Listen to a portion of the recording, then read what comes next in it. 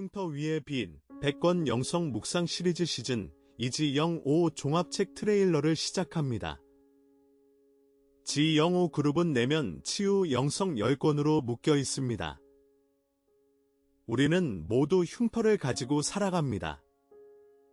어린 시절의 한마디, 신뢰가 무너진 한 사건, 꺼내지 못한 한 슬픔, 무너졌던 한 자리. 외면하려 해도 그것들은 몸 안에 새겨져 있고, 잊으려 해도 어느 새벽 깊은 곳에서 다시 떠오릅니다. 그러나 그리스도의 빛은 흉터를 지우지 않습니다. 오히려 그 흉터 위에 머물러 다른 의미로 빛나게 합니다. 오늘 우리는 10권을 한 호흡으로 읽습니다. 종합책의 흐름은 4부로 짜여 있습니다. 첫째, 상처를 마주하다. 트라우마와 몸의 기억에 관한 새 묵상입니다. 둘째, 감정과 함께 걷다. 감정의 신학 분노, 슬픔에 관한 새 묵상입니다. 셋째, 회복으로 나아가다. 번아웃과 내면, 아이의 치유에 관한 두 묵상입니다. 넷째, 관계 안에서 빛이 되다. 용서와 관계 회복에 관한 두 묵상입니다. 약 15분의 짧은 여정에 함께 동참해 주십시오. 마지막 슬라이드의 QR코드는 종합책으로 곧장 이어지는 길을 안내해 드립니다. 한 호흡 깊이 들이쉬며 첫 묵상으로 들어가십시다. 첫 번째 책, 상처받은 영혼의 회복. 시편 147편 3절은 그분의 손길을 이렇게 노래합니다. 상심한 자들을 고치시며 그들의 상처를 싸매시는도다.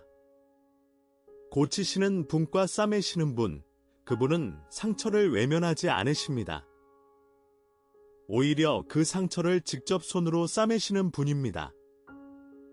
치유의 첫 단계는 상처를 인정하는 것입니다.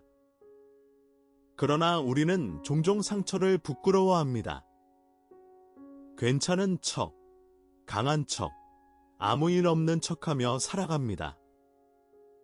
그분 앞에서는 그렇게 살지 마십시오. 오늘 가장 깊은 상처를 그분 앞에 펼쳐 놓으십시오. 그분은 정죄하지 않으시고 그저 싸매시는 분입니다. 회복은 상처가 사라지는 것이 아니라 그 상처 위에 그분의 손이 머무는 그 자리에서 시작됩니다. 두 번째 책, 트라우마와 은혜. 이사야 53장 5절은 가장 깊은 신비를 담고 있습니다. 그가 채찍에 맞음으로 우리가 나음을 받았도다.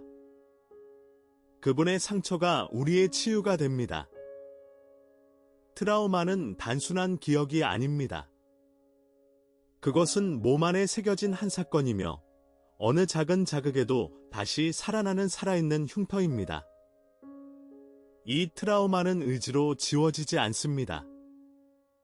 그러나 그분의 상처가 그 트라우마를 안아줄 수 있습니다.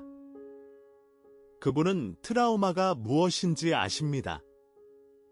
십자가에서 모든 종류의 트라우마를 친히 통과하셨기 때문입니다. 오늘 당신의 트라우마가 외롭게 느껴진다면 그분의 채찍 자국 옆에 당신의 흉터를 두십시오. 그분의 상처가 당신의 상처를 알아봅니다. 세 번째 책, 몸의 기억, 영혼의 치유. 다윗은 시편 6편 2절에 이렇게 신음했습니다. 내가 쇠약하오니 여호와여 나를 긍휼히 여기소서. 여호와여 나를 고치소서. 나의 뼈가 떨리나이다. 다윗은 영혼만 아픈 것이 아니었습니다. 그의 뼈가 떨렸습니다. 고통은 영혼에서 시작되어 몸으로 흐르고 몸의 긴장은 다시 영혼을 짓누릅니다. 성경의 인간과는 몸과 영혼을 분리하지 않습니다. 치유도 마찬가지입니다. 영혼의 치유 없이 몸의 회복이 어렵고 몸의 안식 없이 영혼의 평안이 어렵습니다. 오늘 당신의 몸이 보내는 신호에 귀를 기울이십시오. 긴장된 어깨, 답답한 가슴, 무거운 머리. 그것들은 영혼의 비명일 수 있습니다. 잘 자고, 잘 먹고, 잘 쉬는 것이 오늘의 가장 영적인 행위일 수 있습니다. 네 번째 책, 감정의 신앙. 사도 바울은 로마서 12장 15절에 단순한 명령을 주었습니다. 즐거워하는 자들과 함께 즐거워하고 우는 자들과 함께 울라. 감정은 영성의 적이 아닙니다. 감정은 영성이 흐르는 통로입니다. 예수님도 우셨고, 분노하셨고, 깊이 슬퍼하셨습니다. 감정 없는 신앙은 영성이 아니라 차가운 의무입니다. 그러나 우리는 종종 감정을 신앙의 방해라고 가르침 받았습니다. 기뻐도 누르고, 슬퍼도 참고, 화나도 참아야 한다고 배웠습니다. 그것은 감정을 다루는 법이 아니라 억압하는 법입니다. 오늘 당신의 감정을 그분께 정직하게 가져가십시오. 기쁨도, 슬픔도, 분노도, 두려움도. 그분은 모든 감정 위에 함께 앉으실 수 있는 분입니다. 감정을 나누는 것이 영성이 자라는 통로입니다. 다섯 번째 책, 분노를 다스리는 법. 사도 바울은 에베소서 4장 26절에 결정적인 한 줄을 남겼습니다. 분을 내어도 죄를 짓지 말며 해가 지도록 분을 품지 말라. 분노 자체는 죄가 아닙니다. 분노는 정의가 깨졌을 때 우리 안에서 일어나는 신성한 신호입니다. 예수님도 성전에서 의로운 분노를 보이셨습니다. 문제는 분노가 머무는 자리입니다. 해가 지도록 품은 분노는 우리 안에서 독이 됩니다. 그것은 상대를 향한 무기가 아니라 결국 우리 자신을 갉아먹는 칼이 됩니다. 오늘 당신 안에 묵은 분노가 있다면 그것을 외면하지 말고 그분 앞에 정직하게 펼쳐 놓으십시오. 그분은 분노를 정죄하지 않으시고 함께 들고 가실 분입니다. 내려놓는 것이 약함이 아닙니다. 오히려 더 깊은 평안 안에서의 강함입니다. 여섯 번째 책, 슬픔도 선물이다. 예수님께서는 산상수훈에서 이렇게 선언하셨습니다. 애통하는 자는 복이 있나니 그들이 위로를 받을 것이며. 마태복음 5장 4절.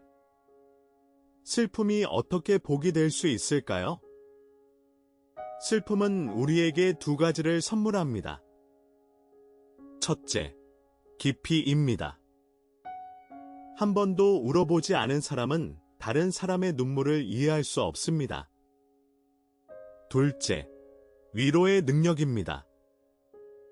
위로받은 자만이 위로할 수 있습니다. 오늘 당신의 슬픔을 빨리 지나가야 할 것으로만 보지 마십시오. 그것을 충분히 안고 우십시오. 그 안에서 그분의 위로가 흘러들어오고 당신은 후에 다른 슬픈 한 사람의 위로자가 될 것입니다. 슬픔은 영혼의 가장 깊은 자리를 여는 열쇠입니다. 일곱 번째 책, 번아웃에서 부활로. 예수님께서 가장 따뜻한 초대를 하셨습니다. 수고하고 무거운 짐 진 자들아, 다 내게로 오라, 내가 너희를 쉬게 하리라. 마태복음 11장 28절. 번아웃은 일이 많아서 오는 것이 아닙니다. 내 의미가 일에 묶여버려서 옵니다. 내 가치를 성과에서 찾고 내 정체성을 직책에서 구하면 그것이 무너질 때 영혼도 함께 무너집니다. 예수님은 일의 양을 줄여주시지 않습니다. 오히려 멍에를 바꿔주시는 분입니다. 내 의미가 그분 안에서 발견되면 같은 일을 해도 무게가 달라집니다. 오늘 당신이 무너져 있다면 이를 책망하지 마십시오. 당신의 의미가 어디에 묶여 있는지 정직하게 보십시오. 그분께 다시 묶이는 그 자리에서 부활이 시작됩니다. 여덟 번째 책, 내면 아이의 치유. 다윗은 시편 27편 10절에 가장 깊은 위로를 노래했습니다. 내 부모는 나를 버렸으나 여호와는 나를 영접하시리이다. 우리 안에는 모두 어린 시절 못 받은 사랑의 흔적이 남아 있습니다. 충분히 안기지 못한 그 한순간, 들어주지 않으신 그 한마디, 비교되며 작아진 그 한자리. 그것들이 어른이 되어서도 어떤 자리에서 다시 일어납니다. 그러나 그분은 우리의 부모가 채워주지 못한 사랑을 채워주실 수 있는 분입니다. 그분의 사랑은 조건이 없습니다. 성과로 측정되지 않고 비교되지 않습니다. 오늘 당신 안의 어린 자리를 외면하지 마십시오. 그분 앞에서 다시 어린아이가 되십시오. 그 자리에서 받지 못한 사랑이 그분 안에서 채워집니다. 9번째 책, 용서의 기적. 사도 바울은 골로새서 3장 13절에 단호히 말합니다. 주께서 너희를 용서하신 것 같이 너희도 그리하고. 용서는 있는 것이 아닙니다. 용서는 정당화도 아니고 화해의 보장도 아닙니다. 용서는 그 사람을 향해 들고 있던 칼을 내려놓는 결단입니다.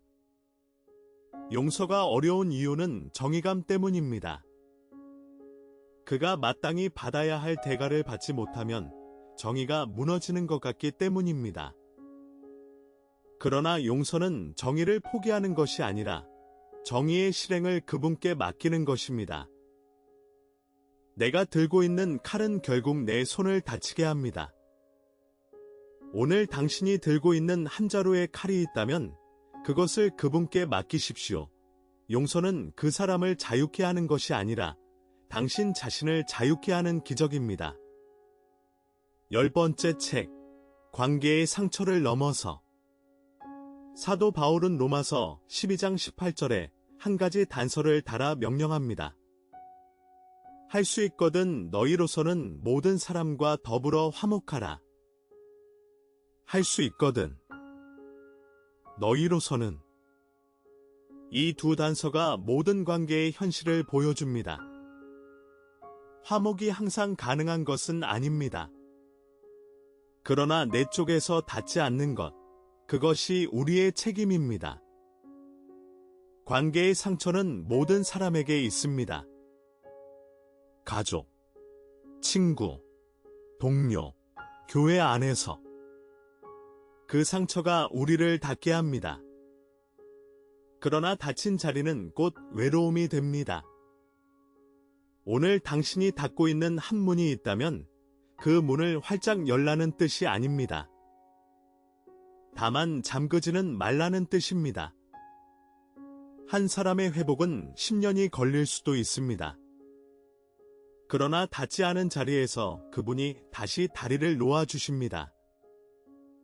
관계의 상처를 넘어서는 길은 곧 영혼이 자유로워지는 길입니다. 지금까지 흉터 위의 빛, 지영 5 종합책 트레일러였습니다. 상처를 마주하는 자리에서 감정과 함께 걷는 자리로, 회복으로 나아가는 자리에서 관계 안에서 빛이 되는 자리로, 내면 치유의 내 풍경을 한 호흡으로 거닐어 보았습니다. 오늘 우리가 내면 치유를 묵상하는 이유는 흉터를 없애기 위함이 아니라 흉터 위에 빛을 머물게 하기 위함입니다. 치유는 흉터를 지우는 것이 아니라 그 흉터 위에 그분의 빛이 머물러 다른 의미로 빛나게 하는 것입니다. 당신의 흉터가 부끄러우십니까? 그 흉터 위에 그분의 빛이 비추는 그 순간, 그것은 더 이상 부끄러움이 아니라 누군가에게 위로가 될 한 풍경이 됩니다. 더 깊이 만나고 싶으신 분은 화면 우측 하단의 QR코드를 스캔해 주십시오. AI 시대 책방의 흉터 위의 빛 종합책 페이지로 곧장 연결됩니다. 함께해 주셔서 감사합니다. 다음 종합책 트레일러에서 다시 만나 뵙겠습니다.